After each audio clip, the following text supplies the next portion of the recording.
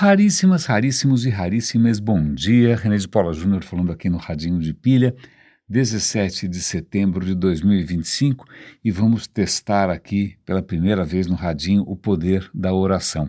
Rezem para essa furadeira insana aqui da obra ao lado não recomeçar a torturar os vizinhos. Eu estava esperando até o que parece ser uma trégua para começar a gravar, mas eu não tenho a menor ideia de quando que o ruído pode voltar.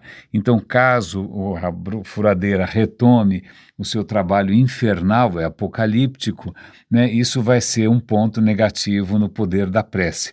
Mas vamos lá, já que eu estou usando metáforas religiosas agora de manhã, eu acho que ontem foi um dia especialmente difícil.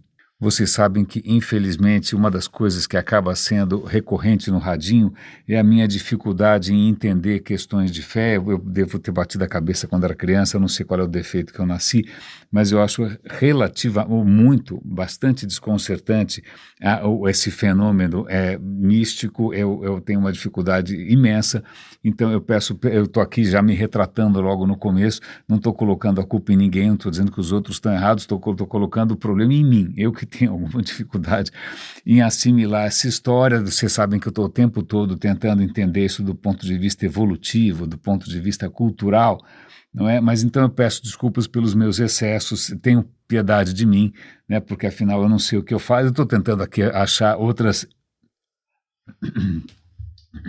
lá, lá,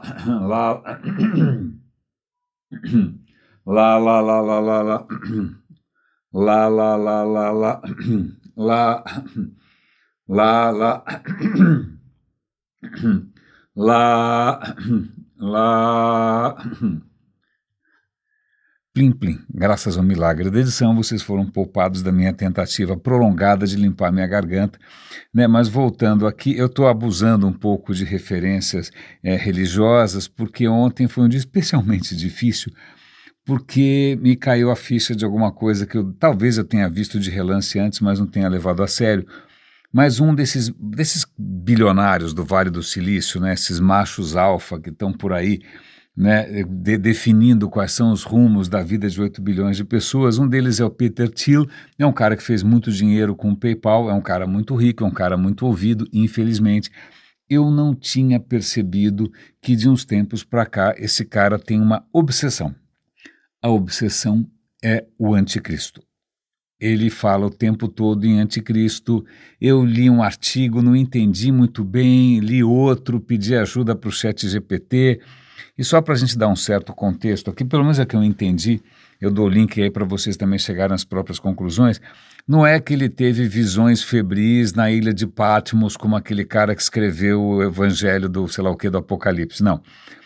O que ele não fica muito claro se ele realmente acredita nisso do ponto de vista religioso ou se ele está pegando carona, né, num certo discurso, sobretudo evangélico, de fim do mundo, né? Aliás, uma questão muito interessante do anticristo que eu não sabia, tenho que agradecer aqui ao ChatGPT, o anticristo não aparece na Bíblia.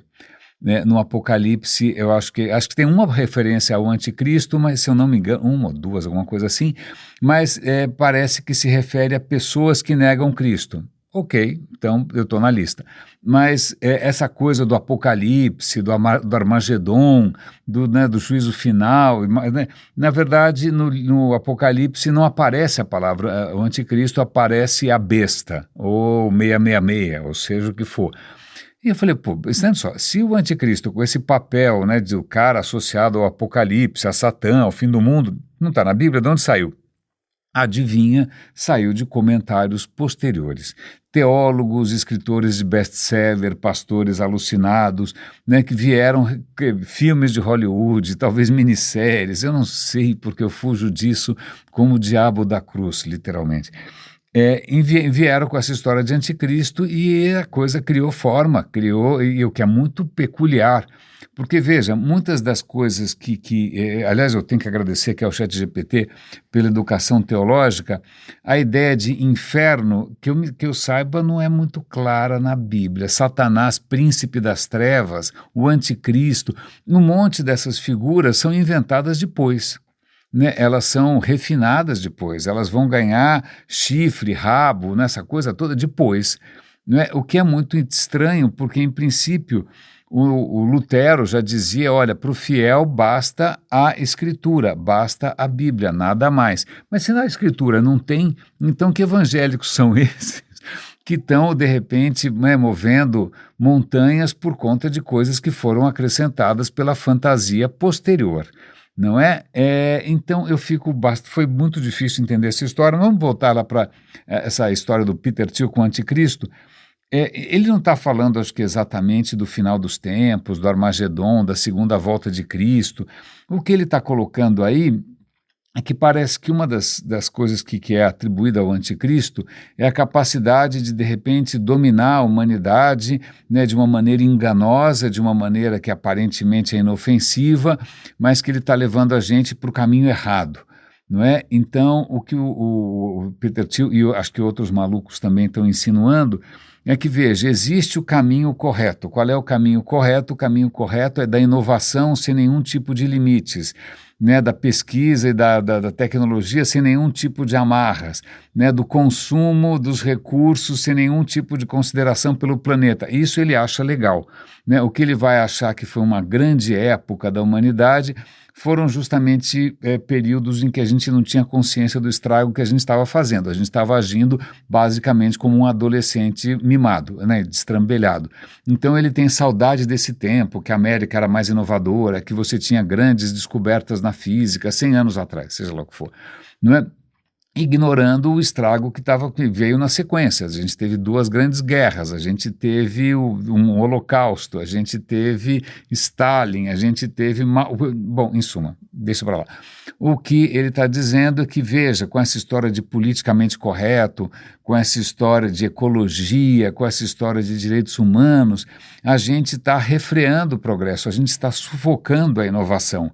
Né? Como é que vão surgir novos bilionários irresponsáveis como ele? Ele deve estar se sentindo ameaçado.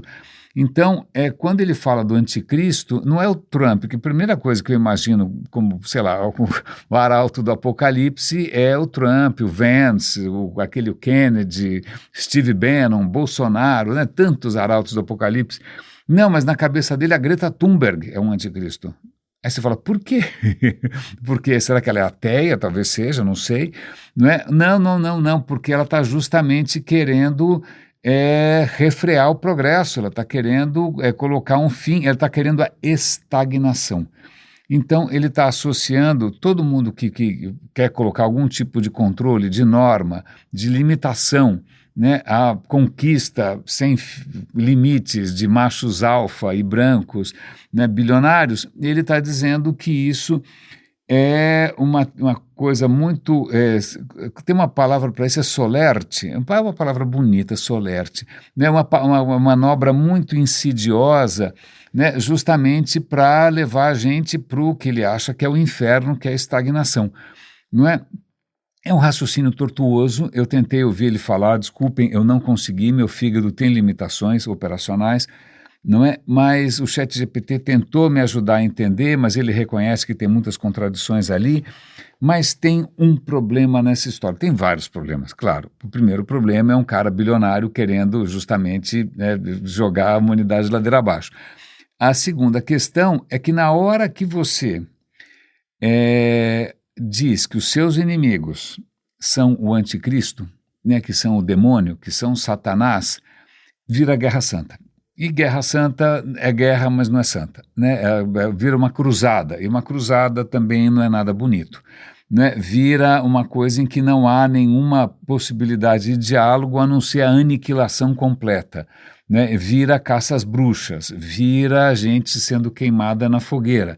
Né? Aliás, haja vista o que está acontecendo agora, depois do assassinato bárbaro, né? Completamente injustificável daquele Kirk. Né? Agora ele está sendo praticamente canonizado, não, porque eles não são católicos, mas ele está sendo santificado, ele está virando uma pessoa que está agora nos braços amorosos de Jesus, né? Uma pessoa racista, apologista das armas, está nos braços de Jesus. Então Jesus realmente é um cara muito tolerante, mais do que eu podia imaginar. Quem diria? Atirar a primeira pedra quem nunca advogou em favor de fuzis ou da eliminação de transexuais, né? Pois bem, mas o que acontece não só é que esse cara está virando um mártir, mas como muitos personagens do governo Trump, o Vance e outros malucos também, estão falando com um vocabulário de Guerra Santa. De Guerra Santa, isso é obra de um movimento subterrâneo de extrema esquerda, né, como se fossem hereges, como se fossem, sei lá, todas aquelas heresias que a Europa tentou queimar na fogueira. Né? Então agora a gente vai colocar todas as nossas forças, agora é guerra, é uma guerra sagrada contra os nossos valores. Né? Eu já falei ontem aqui sobre a origem dos valores, eu não sei o que esses conservadores acham que eles estão conservando, eu não tenho a menor ideia. Eu não tenho a menor ideia o que eles realmente estão conservando. É o que? É o ódio, é o preconceito, é o privilégio, é isso que eles querem conservar. Né? Que beleza. Então, na hora que você transforma tudo isso numa guerra santa, a coisa ganha outra dimensão. Né? A coisa ganha, vale tudo numa guerra santa. Né? O século passado foi bastante instrutivo, né? Assim como Stalin estava perseguindo ali os hereges, também Hitler estava perseguindo quem eram ali os demônios que estavam conspirando contra a pureza da raça ariana. Né? E tudo isso acaba em genocídio, tudo isso acaba em discriminação, desumanização, tudo isso acaba em morte, acaba em empobrecimento. É muito assustador. Então eu fiquei com isso na cabeça, fiquei bastante perturbado, agradeço a quem interagiu comigo, Léo também, vários amigos acabaram interagindo comigo pelas redes, o Alex, agradeço muito, mas realmente o tema é muito bizarro e eu vou, já que a gente está falando aqui de livros sagrados, o que é mais bizarro ainda, né? Gente se pautando por coisas que parecem ser sagradas, mas que não fazem parte do livro, que em princípio é sagrado, não é? É gente se pautando de novo por uma visão teleológica de apocalipse, né? Não vale tudo, deixa o mundo pegar fogo, porque isso vai precipitar a segunda vinda de Cristo, ou seja lá o que for, não é?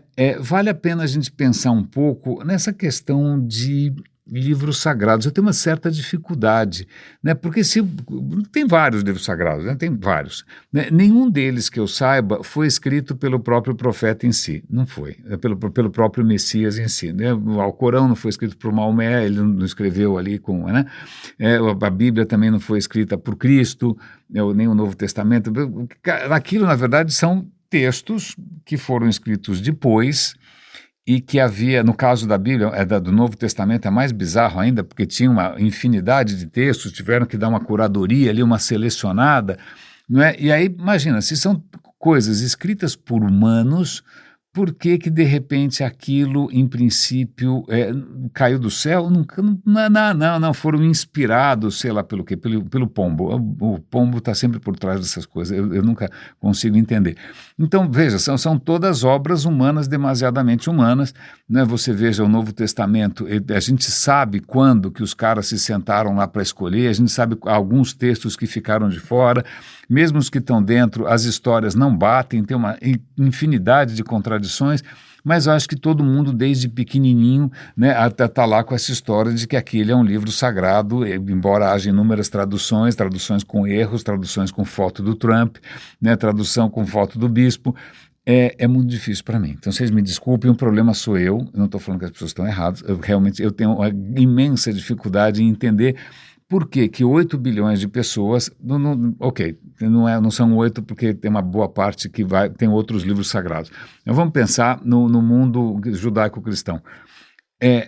Por que que aquele livro é uma referência, em princípio, para a humanidade toda, quando ele diz respeito a uma região muito específica e a um período de tempo muito específico? Tinha outras coisas acontecendo no mundo inteiro.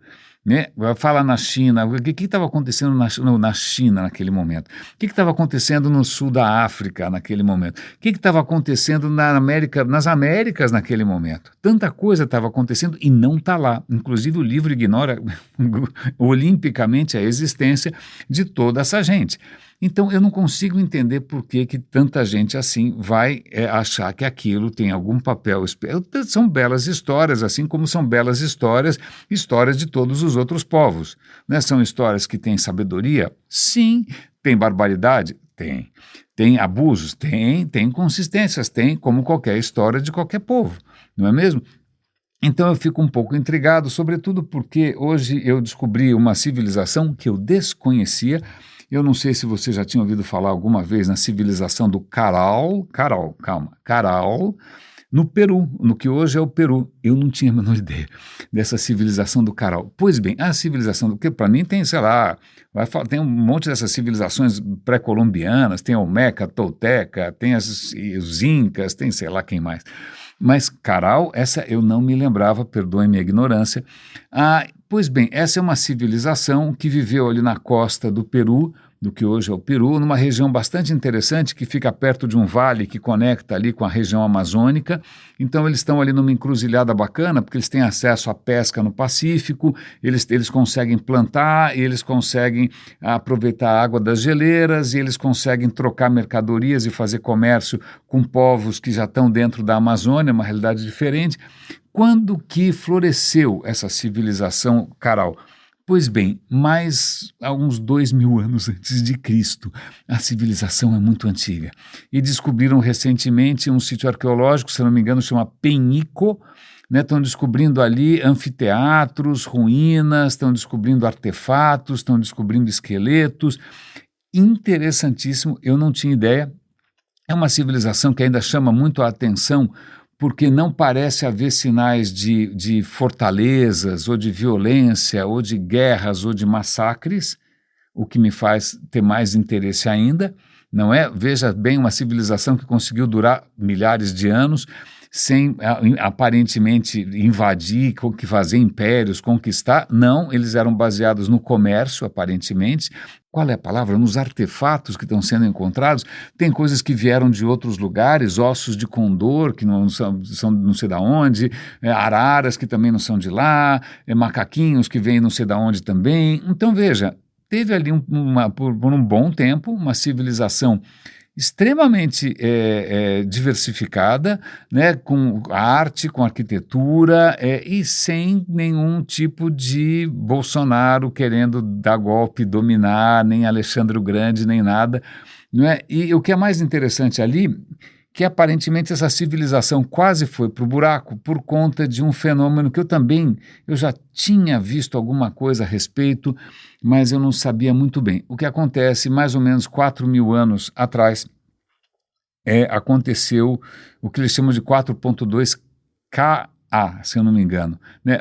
Aparentemente você teve no planeta todo, e isso ainda está sendo debatido, porque o planeta é grande, convenhamos, está sendo estudado, né? Teve um período de seca muito prolongada. Em alguns lugares do globo, essa seca pode ter se prolongado por 200, 300 anos.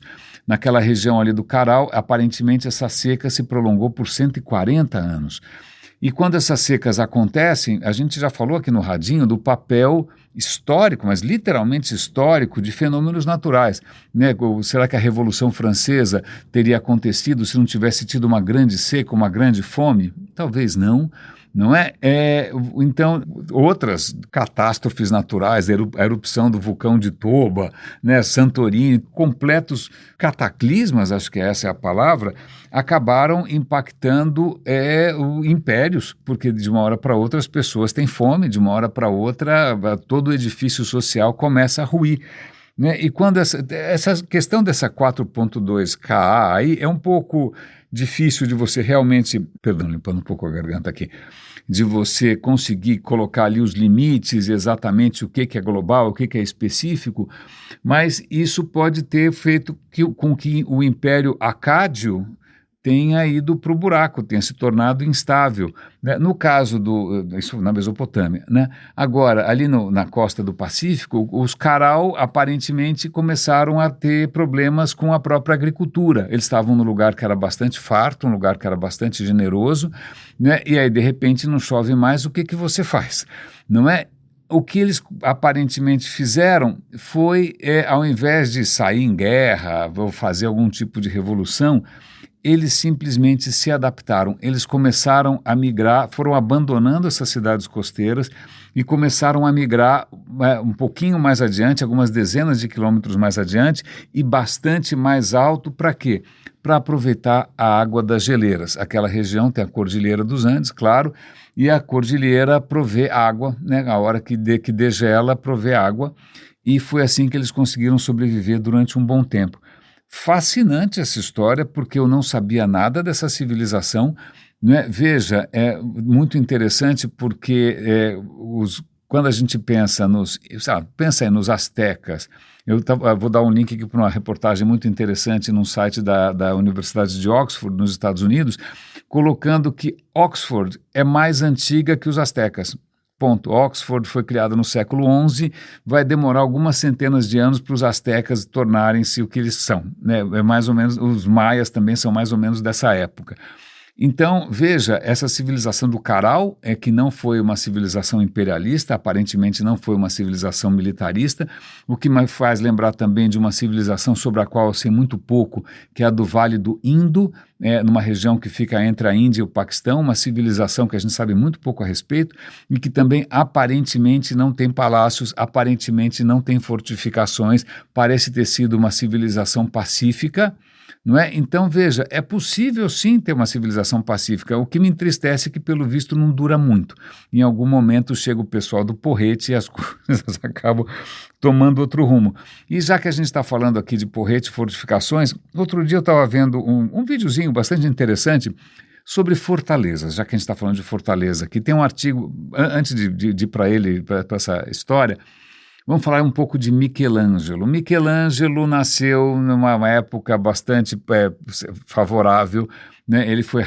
O talento foi rapidamente reconhecido, ele acabou sendo ali, virando uma cria da família dos Médici, que dominavam Florença, não é? E ele faz um monte de coisa para os Médici, e aí chega uma hora que o império dos Médici começa a cair em desgraça, eles são expulsos de Florença, aí eles tentam voltar.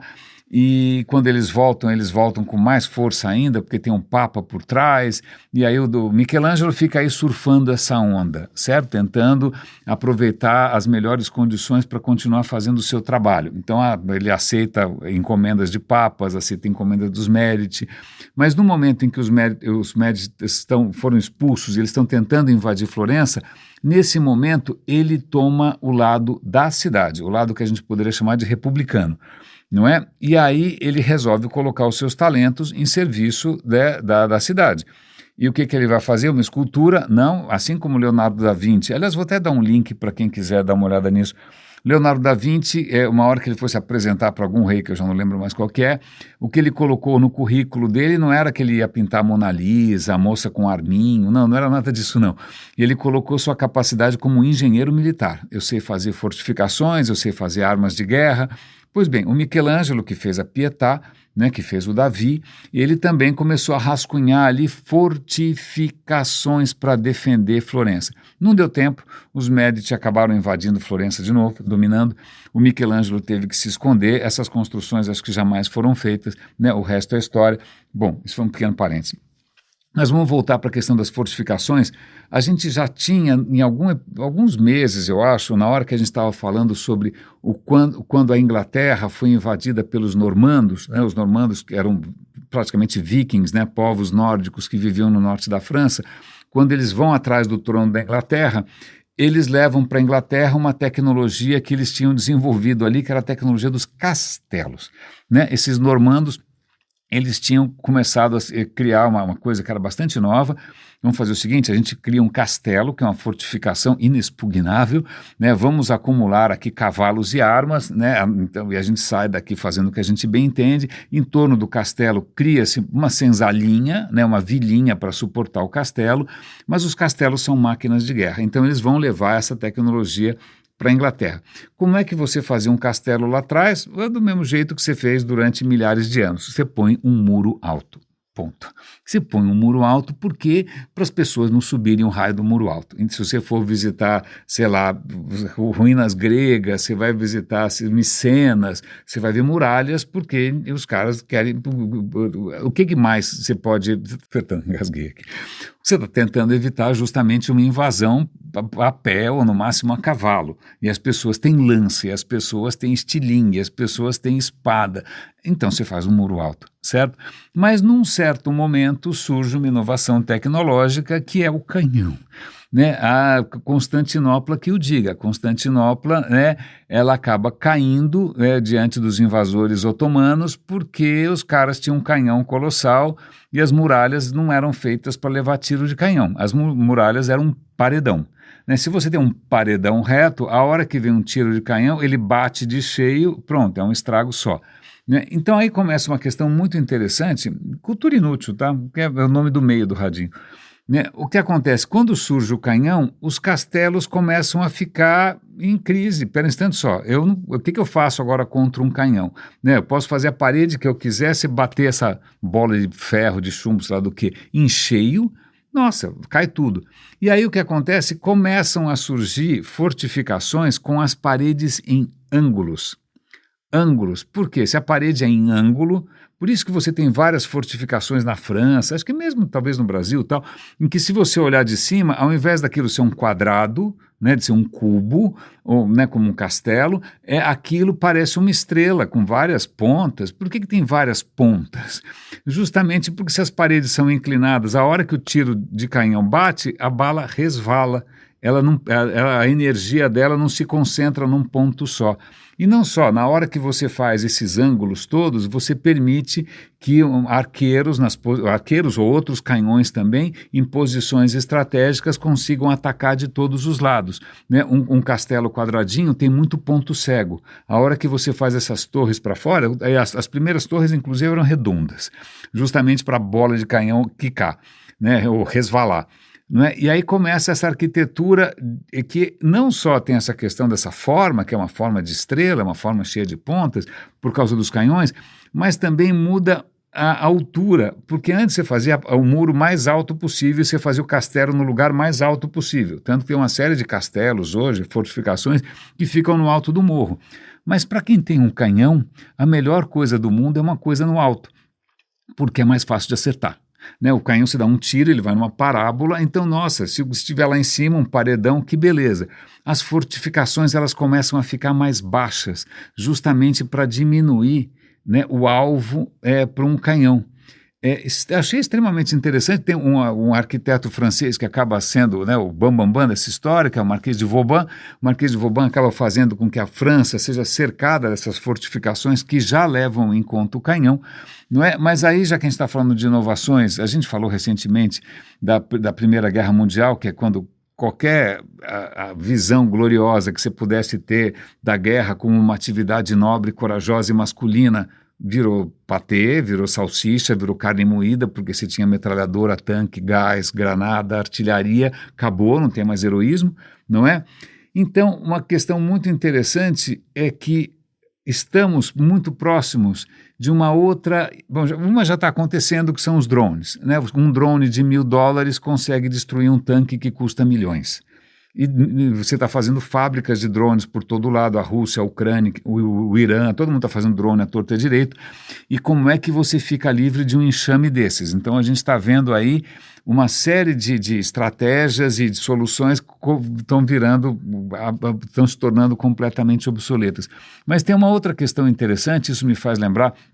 Eu conheci gente que trabalhou no projeto do primeiro submarino brasileiro nuclear, etc. e tal, tanta gente apostando numa estratégia defensiva do território nacional, seja ele qual for, né, por submarinos, porque os submarinos são invisíveis, os submarinos têm armas nucleares e tal. Isso está prestes a mudar, porque você tem tecnologias hoje em satélite, tecnologias inclusive que usam sensores muito avançados, sensores quânticos, que de repente, de uma hora para outra, o mar fica transparente. Você consegue perceber, o submarino lá, tal. Então a vantagem tática, a vantagem estratégica, o submarino já não é mais invisível, né? Então a gente está diante de uma mudança completa de cenário, e nem estou falando aqui, né, da guerra cibernética, que eu tenho certeza que a hora que a China quiser desligar os Estados Unidos, ela aperta um botão, as represas abrem, aperta outro botão, a rede elétrica cai, né? As coisas estão mudando de figura, mas infelizmente a gente ainda continua preso às mesmas narrativas, né? Narrativas de guerras santas, narrativas de escolas cívico-militares, narrativas do heroísmo do soldado obediente a seja quem for. Não é? Cada vez mais eu fico pensando, puxa vida, que pena que a civilização do Vale do Indo, né, não deixou mais vestígios para a gente conseguir entender como viver sem criar fortalezas, sem criar castelos, sem criar uma casta de soldados armados até os dentes. Plim, plim, acabo de ter que sair correndo para atender o interfone, né, mas a gente já estava terminando mesmo. Pena que a civilização do Caral, pena que a civilização do Vale do Indo não deixou a receita para como é que a gente se vacina, né, contra essas epidemias de testosterona, né, contra esse domínio dessas figuras que estão atrás de guerras imaginárias e inimigos imaginários e guerras santas. Agora, finalmente, a gente tem mais alguma coisa para nos dar esperança. Já houve civilizações, sim, que conseguiram viver do comércio, da tolerância, da cultura, né, com uma relação positiva com relação ao meio ambiente, que conseguiram se adaptar a crises climáticas. Pena que não deixaram nada escrito. Raríssimas, raríssimos e raríssimes, cuidem-se, por favor. Um grande abraço e até amanhã.